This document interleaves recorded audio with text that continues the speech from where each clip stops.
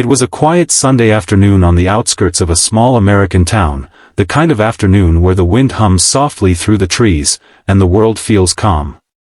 But that peace was shattered in seconds when a little barefoot girl, no older than 7, came running down the gravel road, tears streaking her dirt-stained face. Her cries echoed through the empty street, desperate and full of fear. "Please! Somebody help! They're beating my mama," she screamed, her voice trembling as she stumbled toward a group of leather-clad bikers parked near an old diner. The bikers, big, rugged men with tattoos, beards, and roaring motorcycles, froze for a moment, unsure of what they had just heard. But then, one of them, a tall man named Grayson, tossed down his coffee cup and stood up, his expression hardening. The rest of the group followed his lead. The sight of that tiny, trembling girl clutching her torn teddy bear made their hearts twist. The gang's name, Iron Hawks, often struck fear in others, but that day, their reputation meant nothing compared to the terror in that child's eyes. High voltage. If you believe kindness and second chances can change the world, please like, comment, share, and subscribe to the channel. Your support keeps stories like this alive. High voltage. The little girl could barely speak through her sobs. Her name was Ellie, and she pointed shakily toward a line of shabby houses down the dirt road. Between hiccups, she whispered that her mother was in trouble. Without another word, the bikers started their engines. The thunder of motorcycles roared through the still air, startling birds from the trees. Ellie climbed onto the back of Grayson's bike, clinging tightly to his vest as he promised her in a deep, steady voice, "We're gonna help your mama, sweetheart. I promise." When they reached the small, run-down house, the bikers saw the front door hanging open. From inside came the sound of shattering glass and muffled cries. Grayson signaled his men to stop. Without hesitation, they stormed in. The smell of stale beer and smoke filled the air. A man, drunk and furious, was yelling, his hand raised against a woman cowering in the corner. Her face was bruised, her arms wrapped protectively around herself as she begged him to stop. The man turned, startled by the sudden presence of 6 towering bikers filling the doorway. "What the hell?" he began, but before he could finish, Grayson stepped forward, his eyes blazing. In one swift motion, he pushed the man back against the wall. "You don't touch a woman like that," Grayson growled, his voice like thunder.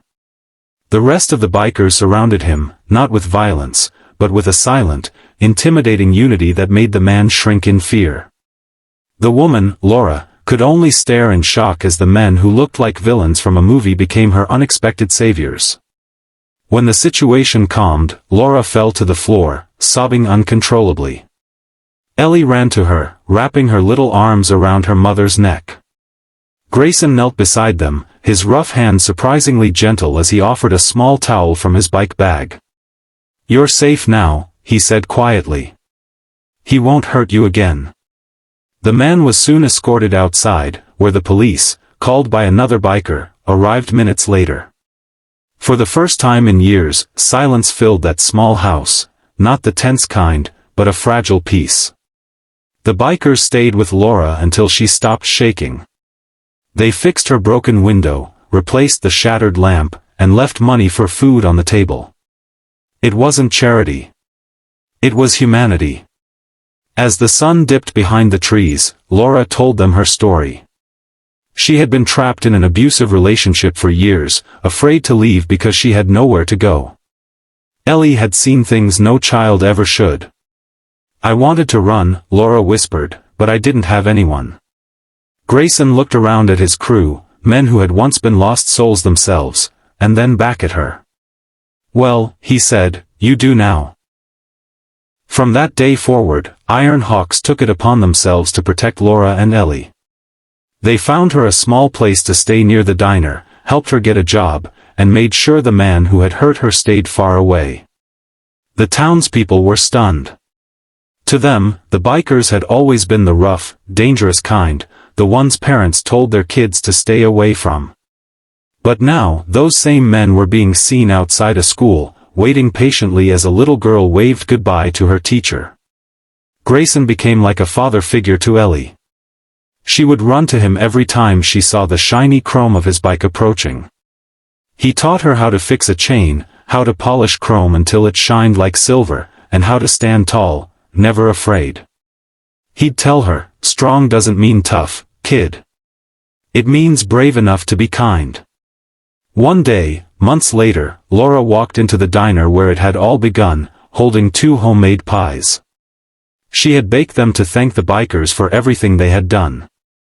The men, rough as they looked, smiled like proud uncles as Ellie handed out slices, giggling. The laughter that filled that diner that afternoon was something none of them would forget. But not every story stays bright. Life has a way of testing even the strongest hearts. One night, as the group was returning from a long charity ride, a drunk driver ran a red light. Grayson, who was leading the line, swerved to protect another rider but took the hit himself. The crash was brutal. The sound of metal scraping the asphalt echoed into the night. When the others reached him, Grayson was lying still on the ground, his vest torn, his eyes barely open. Laura and Ellie were at the hospital within the hour. Ellie clutched his hand, whispering, "Please don't leave me, Grayson. You're my hero." Tears streamed down her cheeks as machines beeped softly in the background. Grayson looked at her, managing a weak smile. "You keep being brave, Ellie. You've got your mama, and a whole family right here." He didn't wake up again. The day of his funeral, the small town lined the streets. Dozens of bikers, from every neighboring county, rode together in one long, thundering procession. The sound wasn't just noise, it was a heartbeat. Laura and Ellie stood by as the wind lifted the petals from Ellie's small bouquet.